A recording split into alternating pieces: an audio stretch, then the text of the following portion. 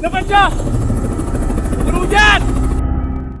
Saya diminta untuk melumpuhkan orang yang diduga merupakan sniper KKB di suatu area pembangunan Tower BST. Dalam satu hari, 2 orang pekerja terluka akibat terkena tembakan.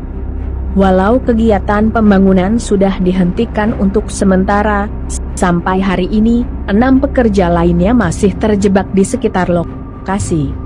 Pukul 6:30 pagi, saya bersama 1 orang rekan, diturunkan di 1.2 km sebelum lokasi. Kemudian, kami bergerak mencari posisi yang bisa memantau area lokasi pembangunan Tower BST. Dengan mengacu pada posisi pekerja saat terkena tembakan, dan bentuk vektor lintasan proyektil peluru di tubuh korban, saya menganalisa medan. Saya bisa pastikan, posisi pelaku penembakan ada di sebelah timur area BST. Saya tahu, sniper KKB sementara akan fokus memantau ke arah posisi kami setelah mendengar suara helikopter. Lebih kurang 3 jam, kami diam sambil mempelajari medan lokasi. Selama 3 jam berdiam diri, akan menguji kesabaran seorang sniper, sekaligus akan membuktikan jam terbangnya. Dari hasil analisa saya, ada 2 titik posisi yang paling relevan sebagai posisi pelaku penembakan. Kemungkinan pertama, ia berada di antara semak-semak, kira-kira 50-100 meter di belakang onggokan 2 unit ekskavator. Kemungkinan kedua, ia berada di atas pohon di lereng perbukitan, lebih kurang 200 meter dari bangunan BST. Namun saya sedikit ragu dengan kemungkinan kedua. Jika sniper KKB nekat melakukan penembakan dari atas pepohonan yang jaraknya cuma 200 meter dari target, ia tidak akan memiliki cukup waktu untuk melarikan diri jika terlihat dan dikejar. Pukul 11:15, dengan senapan tanpa peredam, 1 butir peluru kaliber 12,76 mm saya tembakkan ke arah perbukitan. Suara tembakan terdengar menggelegar dan menggema di sekitar lokasi. Sesuai perkiraan saya, sniper KKB tidak melakukan tembakan balasan. Namun saya yakin betul, dia sudah mengarahkan teleskop senapannya ke arah sumber suara, dan siap melakukan eksekusi.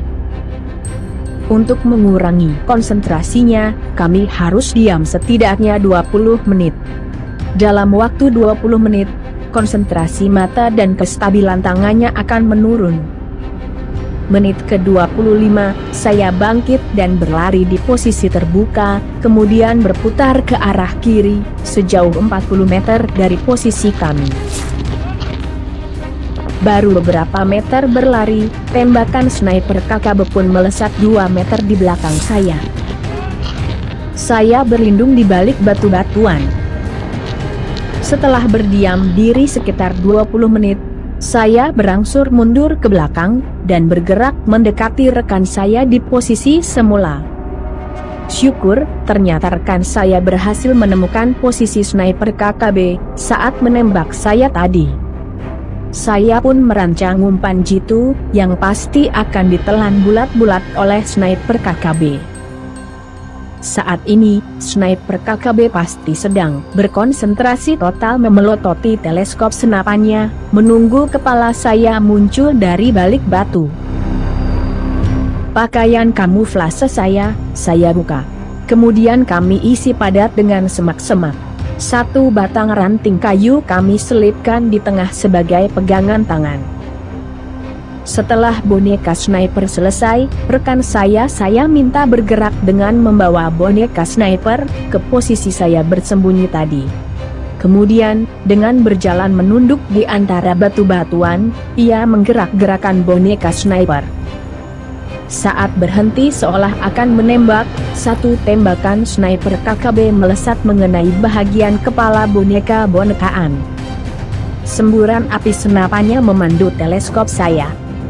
Hanya sekitar 1,5 detik kemudian, peluru SPR-2 saya melesat menembus titik paling vital sniper KKB.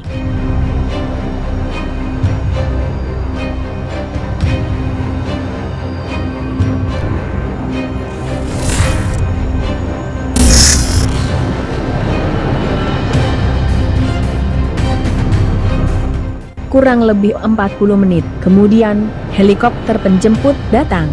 Saya berteriak memanggil pekerja yang mungkin masih berada di sekitar lokasi. Alhamdulillah, 2 orang pekerja keluar dari onggokan alat berat dan berhasil kami evakuasi. Lari mobil! Woo! Lepas jam!